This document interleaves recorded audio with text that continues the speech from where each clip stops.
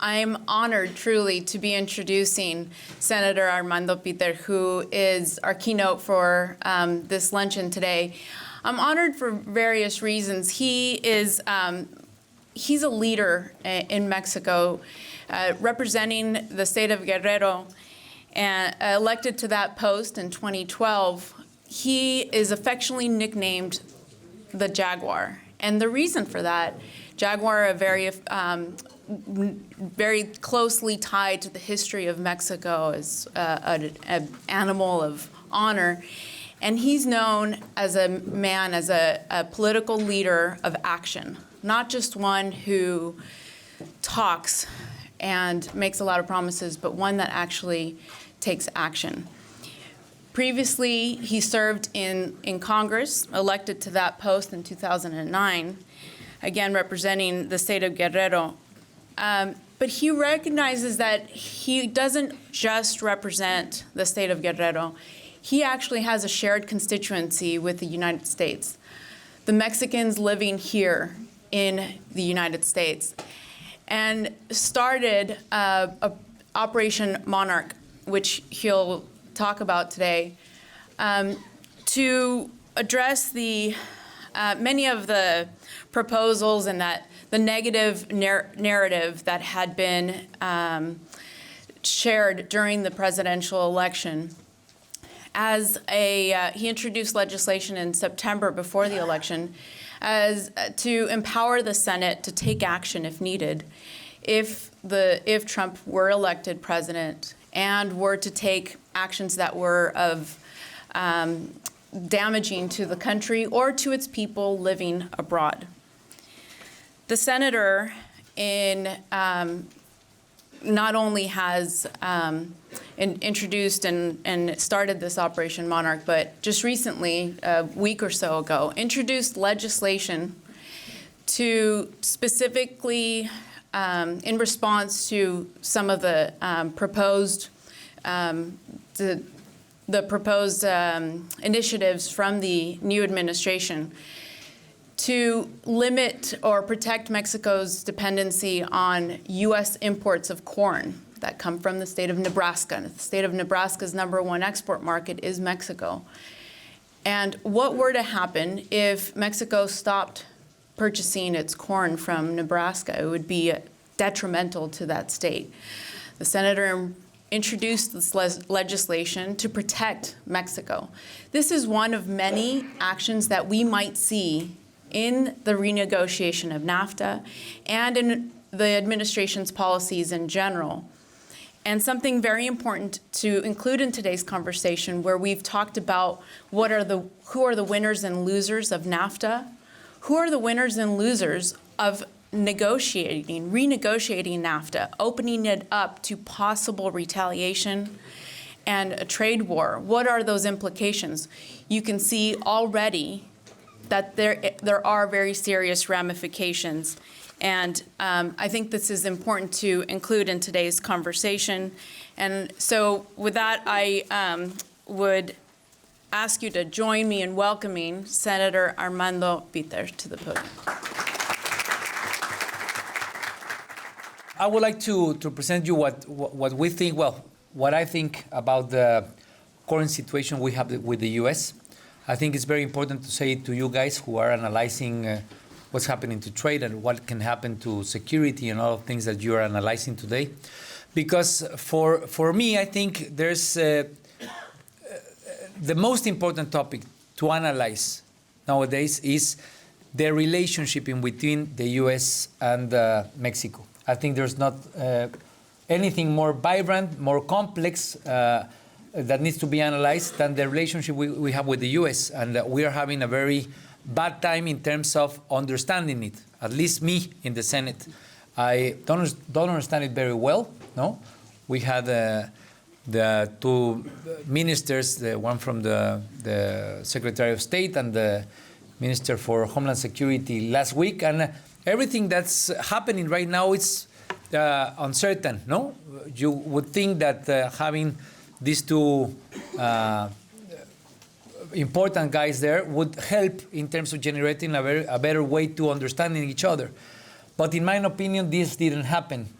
I think there's a lot of worries about what the American president will do, and he says one day one thing, and then the Secretary of State goes there and says a very different thing, and there's a lot of uncertainty. So it's good to have so many intelligent people gathered together to try to analyze this and other things, no? So the presentation I have here is, well, you guys know a lot about this, no? Just we generated a view about how important the relationship with the U.S. Regarding immigrants is not only for Mexico, but for all of the world.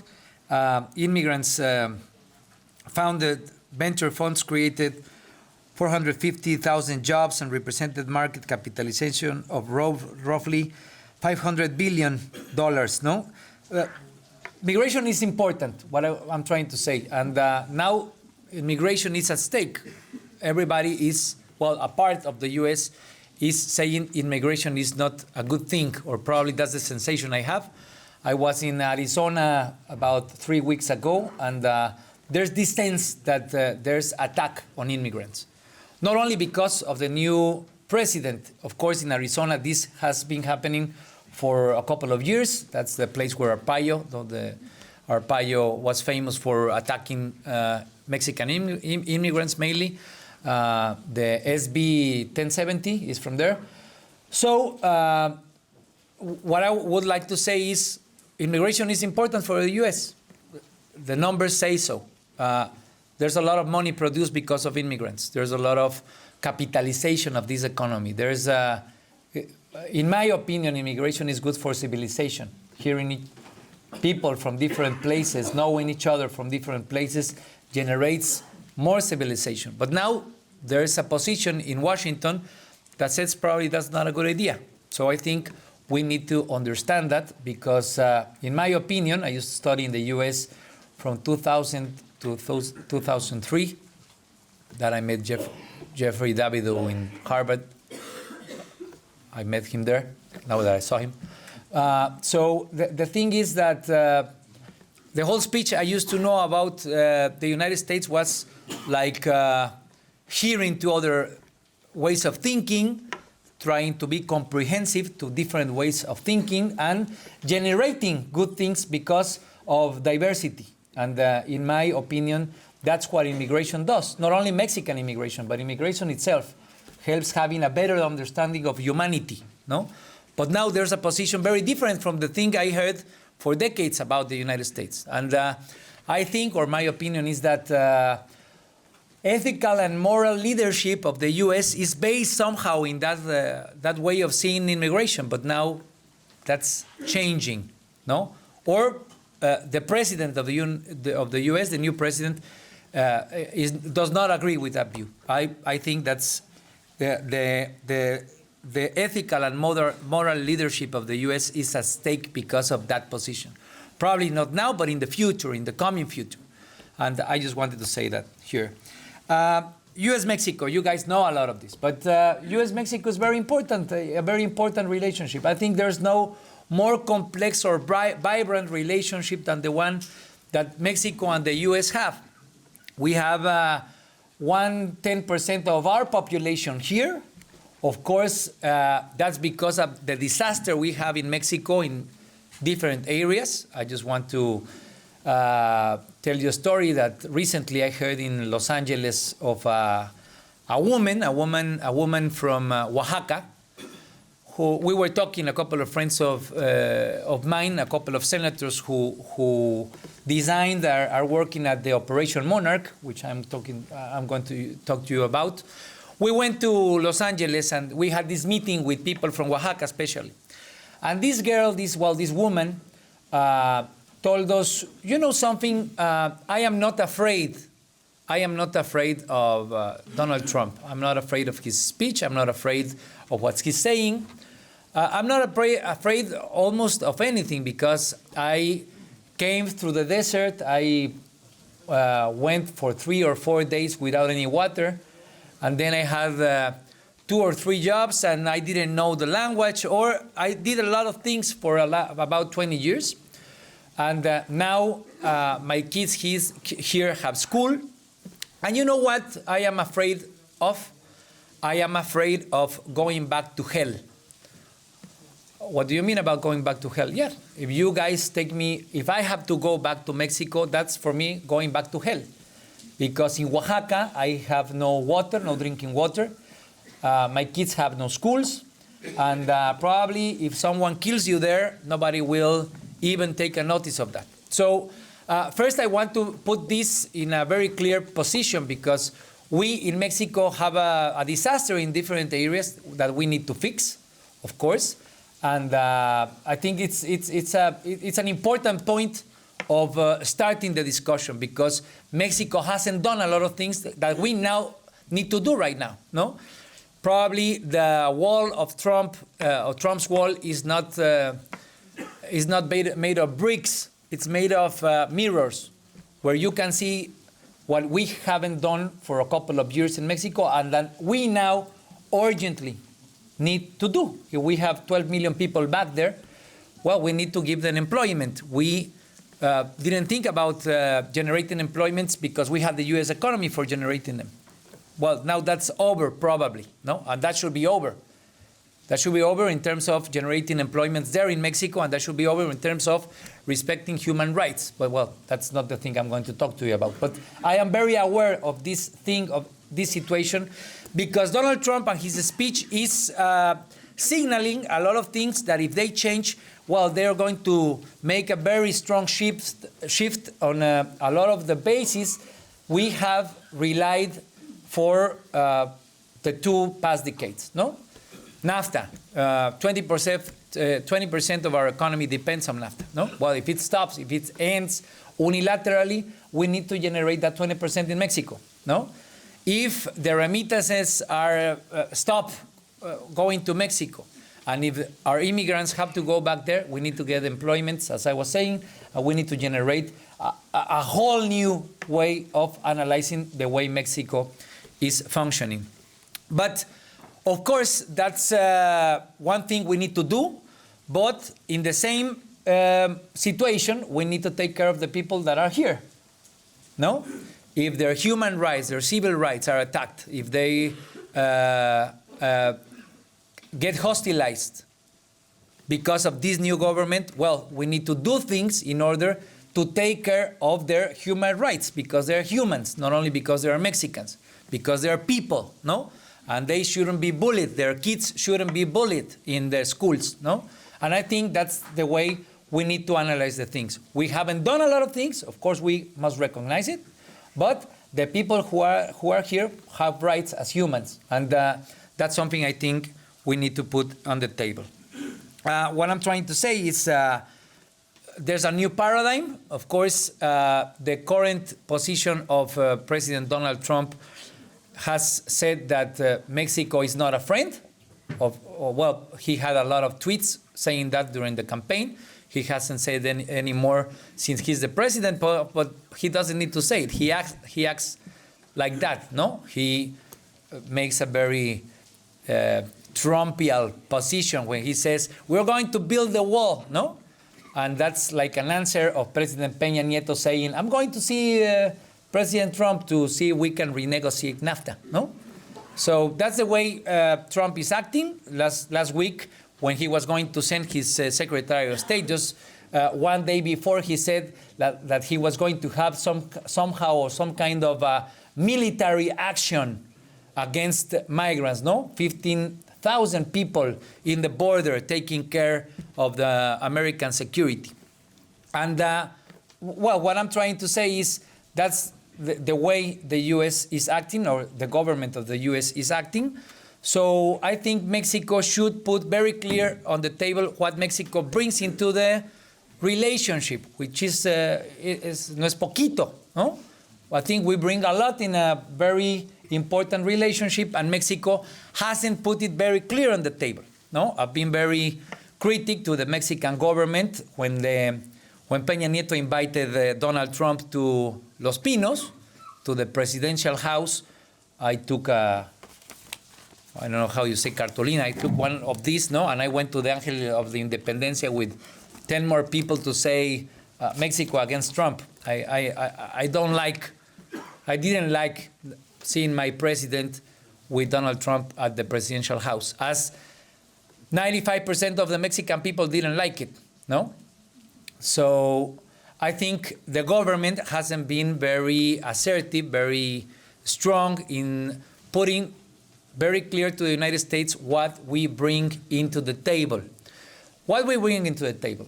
Probably when you take a look to the relationship regarding security, well, we do a lot of things regarding anti-terrorism. That is not a priority for Mexico. But we built and designed a lot of instruments, a lot of policies to protect a neighbor who we were looking as being friends and sharing a common future and building a common future. That's the way I like to see NAFTA and the past 2 decades. But, well, things changed, and the question I ask for myself every day, why should we continue collaborating with a hostile government in Washington? Why should we keep on doing anti-terrorist actions when we spend money, we spend things that probably we shouldn't continue doing? I mean, that's a good thing to ask to ourselves as Mexicans, and I think it's a good way to say to the U.S., hey, come on, if we have built so much together, why are you changing your position? If you don't need my collaboration anymore, then I can make some shifts and I can change. That's what sovereign countries do. And that's what I would like my president be doing, and of course the whole administration. We haven't done that yet. I wanted that to happen last week. I don't know if that happened, but I wanted, when they were asking me, what would you say to Tillerson and to Kelly? Well, I would say, I won't continue any collaboration with the United States of America regarding terrorism. Or that's my leverage point, no? As the same I've been doing regarding corn. I won't continue reading that. That's for you. I'll keep it. But the same thing regarding corn. I mean, the president of the U.S. has made this speech in all his campaign, saying Mexico takes advantage of the U.S. NAFTA is something that should stop. And disinforming people and saying lies regarding NAFTA. I mean, you guys know what NAFTA means. Not only for Mexico, which has been very, very important for generating employment and generating good things for different states in my country. But it is also important for the U.S. If it's 6 million or 14 million, I don't know, direct or indirect employments, the U.S. wins a lot because of NAFTA also. And that's what countries do when they see that working together is important and is something good to do. Then you generate this kind of agreements and you have 2 decades of common growth. Probably there are things that could become better, no? But I wouldn't imagine somebody running for president saying, hey, these guys there in the border are taking advantage of us. That's like somehow ridiculous. But of course, there's people who are disinformed, who have no information, who don't know, and saying, yeah, these guys are the ones with the black skin or the morena skin, no? The brown skin are the ones who are the cause of all the diseases of our country. That's the kind of speech that just arrived into the White House. So I think it's important in terms of decency, but also dignity and talking together for building together things, saying, okay, well, if Mexico takes so much advantage of this relationship with the U.S., what about if we stop buying corn? I mean, it's not only about the anti-terrorism issue. Let's talk about business and let's talk about trade. Since NAFTA is so prejudicial to the U.S., what about if Mexico stops buying $1,600 million a year to the Midwest? Since in the Midwest, Iowa or Indiana or now North Dakota or South Dakota or Wisconsin or Nebraska are the ones who support the most the anti-Mexican speech. What about if we give them a signal?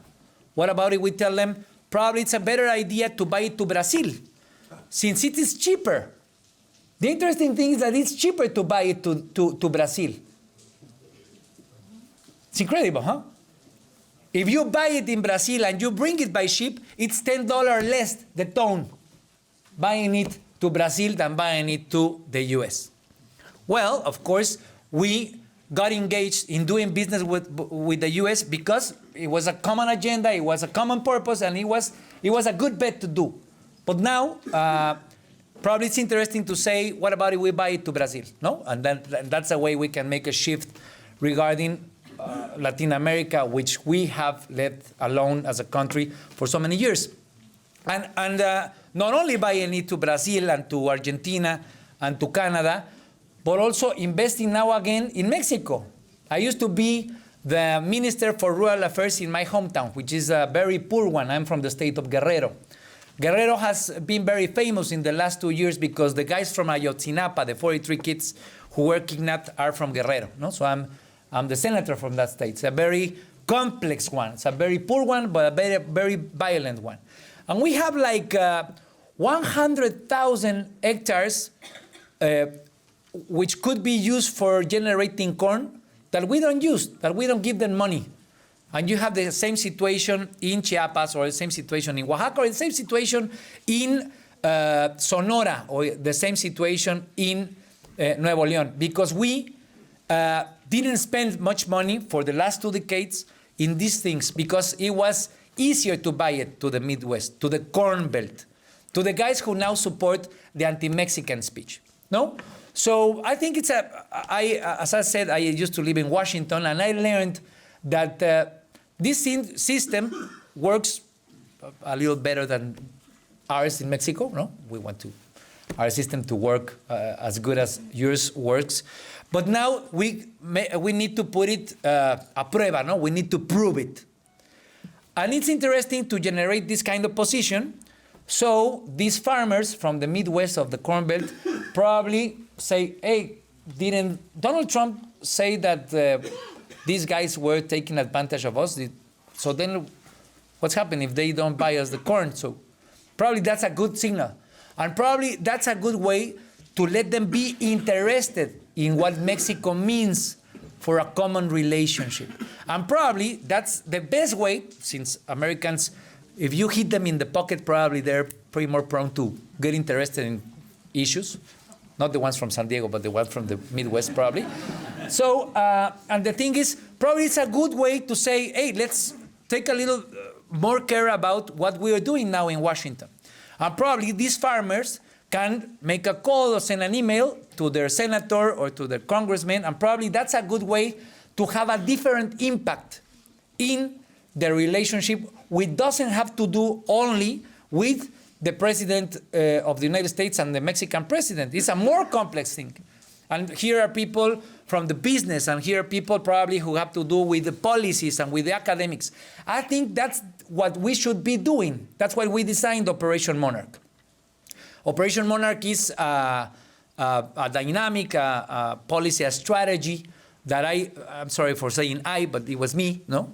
I designed with some of my colleagues. Since Mexico, everyone is fighting each other, no? Everyone, the ones who are from the PRI don't trust the ones who are from the PAN, and the ones who are from the PRD. Everyone's fighting every time. And we now have the good opportunity that we have this guy who is named Donald Trump, who made this huge opportunity of all of us working together, no? First time ever, no? For a long time, no? So we came here to Los Angeles, and we met a couple of senators who like Mexico, senators from California. Actually, a senator from here who is a very talented guy, and who is a very young senator, Senator Hueso, no? Who they say, hey, we like Mexico, no? We don't like Donald Trump. Of course, he's a Democrat, no? But says there's a different speech right now than the one we have in California, no? I love the way I heard it. I don't know if it was from Hueso or from Kevin De Leon, but they said, for us, migrants are part of our prosperity. And we have our future based on our migrants. And that's totally different from what I've been hearing. So that's a good thing, no? And not only regarding migrants, but education to migrants and policies to migrants is something that's very interesting happening here. And we designed this Operation Monarch. Okay, I'm finishing. I'm sorry. My English is not that good, but I can speak a lot. The thing is that we generated this Operation Monarch with all these senators, and we said, who can we build alliances with? No? As we said, let's go to California because there's this speech and there's these people here, not only in terms of NGOs, in churches, in terms of activists, but also in the academia and in the Senate of the Californian Senate. There's a way to do alliances. And that's the thing that we should be doing now. We have this speech right now that is installed there, no, in Washington, which is very prone to hate or probably to lying. We should be building alliances with those guys who feel the same way as we do regarding our migrants or regarding the future of Mexico and the US. So for me, it's very important to be here. In Operation Monarch, we got some $50 million for our consulates. Here's our consulate from San Diego. And we hope that this money helps in terms of giving information, giving like paying it to some buffets, judicial buffets that can help our people, giving them information regarding how their rights, how to use them, and how to use the system for them not being so harassed.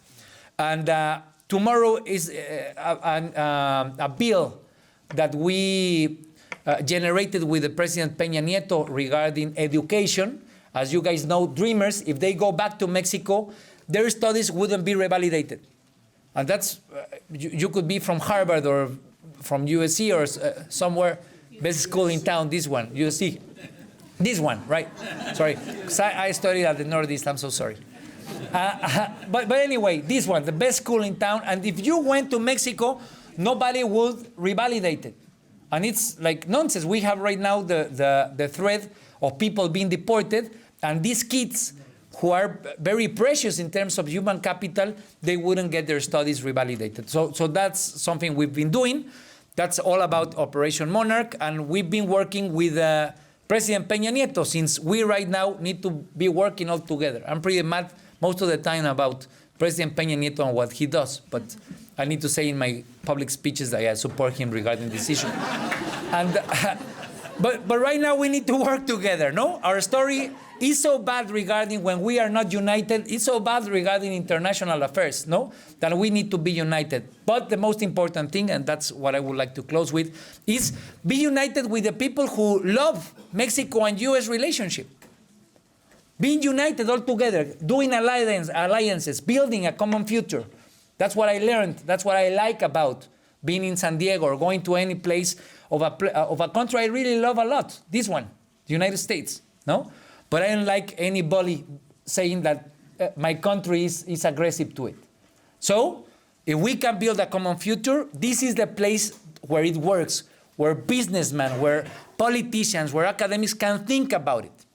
But if that doesn't work, then Mexico needs to stand very clear and in a very dignifying way to say we are a country that brings a lot in this relationship, and we can take a sovereign decision if we need to. No? So, thank you very much.